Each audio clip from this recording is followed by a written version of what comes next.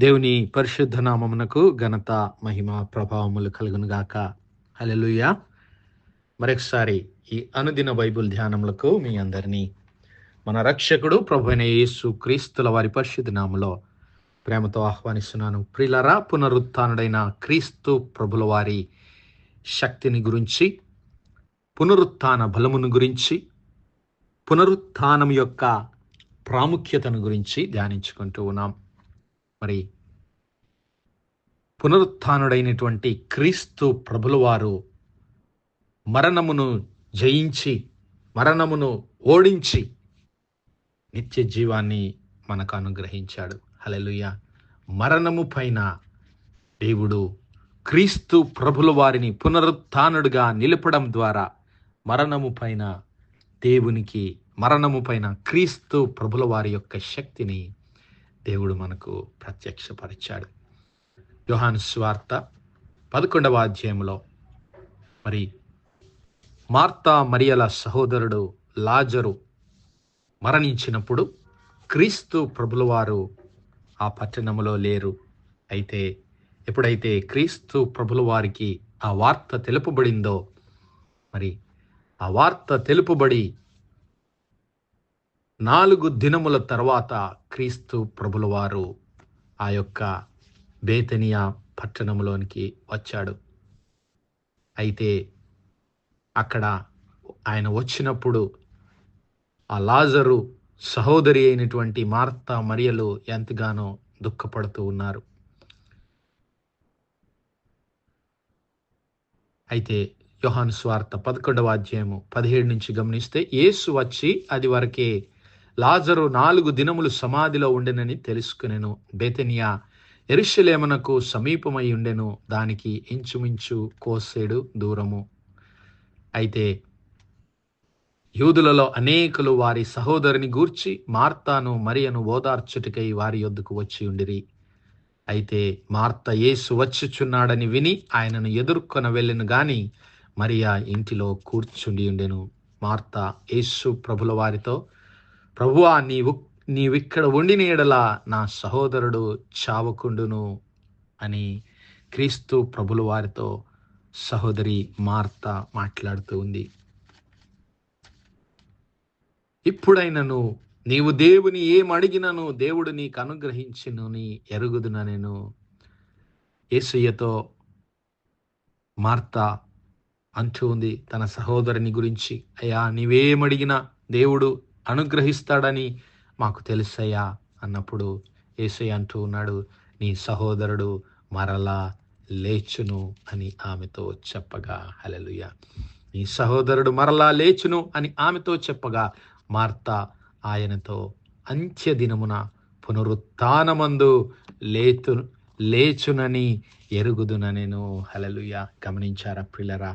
Martha పునరుత్థానమునందు, మరి పునరుత్థానమును ఎరిగినటువంటి స్త్రీ, మృతుల పునరుత్థానము కలదని, ఒకరోజు మృతులందరూ సజీవులుగా లేపబడతారని బలంగా విశ్వసిస్తున్నటువంటి స్త్రీ. అవును ప్రభువా, పునరుత్థానమందు అంత్యదినమున నా సహోదరుడు లేస్తాడని నేను ఎరుగుదునయ్యా అని గొప్ప సాక్ష్యాన్ని పునరుత్థానమును గురించి మార్త చెబుతూ ఉంది. అయితే ఆ పునరుత్థానము తానే తన ఎదురుగానే ఉన్నదని ఆ మార్త గుర్తించలేకపోయింది. హల్లెలూయా. అందుకు యేసు, పునరుత్థానమును జీవమును నేనే, నా యందు విశ్వాసముంచువాడు చనిపోయినను బ్రతుకును, బ్రతికి నా యందు విశ్వాసముంచు ప్రతివాడును ఎన్నటికి చనిపోడు. ఈ మాట నమ్ముచున్నావా అని ఆమెను అడిగెను. ఆమె, అవును ప్రభువా, నీవు లోకమునకు రావలసిన దేవుని కుమారుడవైన క్రీస్తు అని నమ్ముచున్నానని ఆయనతో చెప్పెను. దేవునామానికి మహిమ కలుగును గాక. ఇక్కడ 2 విషయాలు ఆ మార్త స్పష్టంగా తెలియజేస్తుంది ప్రియులారా. ఆమె మృతుల పునరుత్థానమందు నమ్మిక ఉంచినటువంటి స్త్రీ.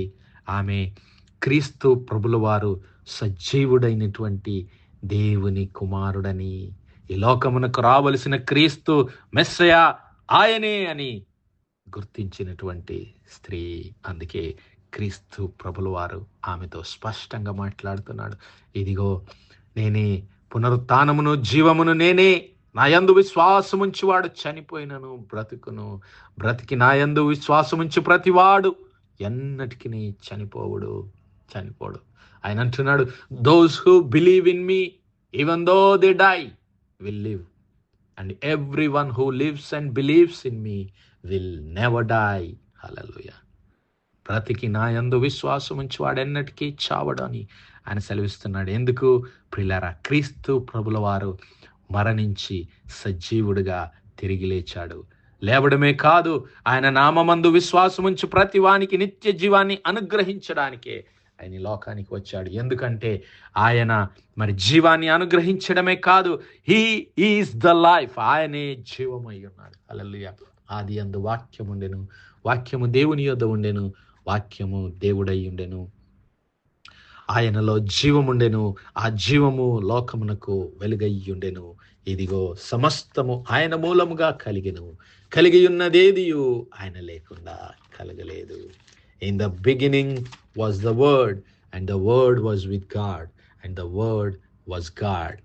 All things were made by him, and without him was not anything made that was made.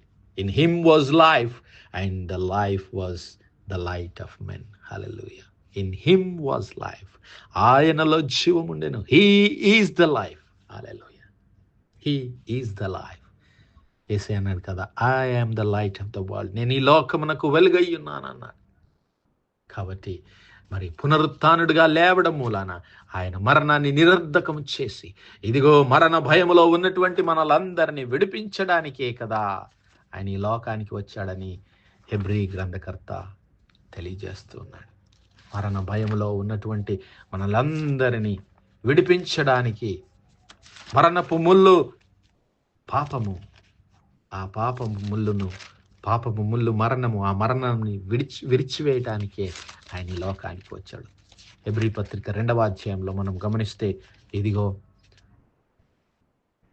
ఆ పిల్లలు అనగా నీవు నేను క్రీస్తు ప్రభుల వారి సహోదరులమైనటువంటి మనమందరము ఆయన సహవాసంలోనికి పిలువబడినటువంటి మనమందరము రక్త మాంసములు గలవారమైనందున ఆ ప్రకారమే మరణము యొక్క బలము గలవానిని అనగా అపవాదిని మరణము ద్వారా నశింపజేయుటకు, హల్లెలూయా, జీవితకాలమంతయు మరణ భయము చేత దాస్యమునకు లోబడిన వారిని విడిపించుటకు ఆయన కూడా రక్త మాంసంలో పాలివాడాయన. హల్లెలూయా.